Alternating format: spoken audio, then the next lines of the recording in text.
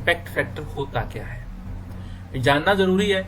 अब मैं कह रहा हूं कि भैया किसी जनरल का JML का इम्पैक्ट फैक्टर मैं कह रहा हूं कि 5 है या 5.8 है फॉर एग्जाम्पल, और कोई और जनरल ले लेते हैं, एक्स जनरल ले लेते हैं, उसका इम्पैक्ट फैक्टर मैं कह देता हूं कि 10 है। कोई वाई जनरल ले लिया, मैं कह रहा हूं कि इम्पैक्ट फैक्टर इसका 20 है। तो मतलब क्या है, इम्पैक्ट फैक्टर होता क्या है, इम्पैक्ट फैक्टर की कैलकुलेशन क्या है। तो दोस्तों इम्पैक्ट फैक्टर निकालने के लिए मैंने एक एग्जांपल भी लिया आपको समझाने के लिए। ये होता क्या है, बेसिकली ये इम्पैक्ट फैक्टर जो है average number of citation received by article published in a journal over previous 2 years। अब मान लेते हैं कि I want to calculate the impact factor of a JML in 2022 2022 में मैं देखना चाहता हूं कि JML का इम्पैक्ट फैक्टर कितना है। तो मेरे को करना क्या है, मेरे को चेक करना पड़ेगा प्रीवियस 2 years 2021 और 2020 फॉर एग्जाम्पल चेक करना पड़ेगा कि इसमें लास्ट प्रीवियस ईयर में इसमें कितने इनके आर्टिकल्स पब्लिश हुए हैं और उन आर्टिकल की टोटल साइटेशन कितनी है।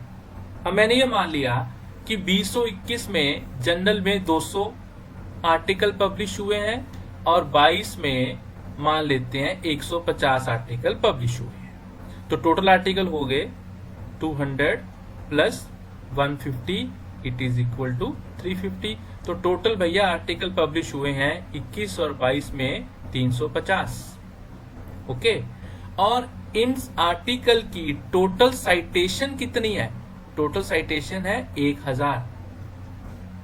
200 इसको मिला के टोटल साइटेशन आ गई 1000। तो करना क्या है दोस्तों, आपने जितनी साइटेशन है उसको डिवाइड कर दो total number of published paper में।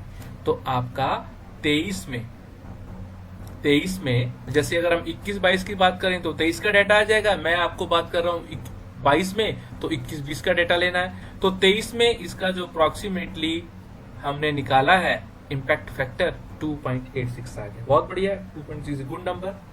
तो इम्पैक्ट फैक्टर होता क्या है, इम्पैक्ट फैक्टर दोस्तों उस जर्नल की 2 साल का एक रेपुटेशन है, रैंकिंग है। और रैंकिंग कितनी है कि उस जर्नल में पिछले 2 साल में कितने आर्टिकल पब्लिश किए हैं, ओके, और उन पब्लिश आर्टिकल की टोटल साइटेशन कितनी है। टोटल साइटेशन को पब्लिश आर्टिकल के टोटल नंबर से डिवाइड करते हैं, उससे आपका इम्पैक्ट फैक्टर कैलकुलेट होता है।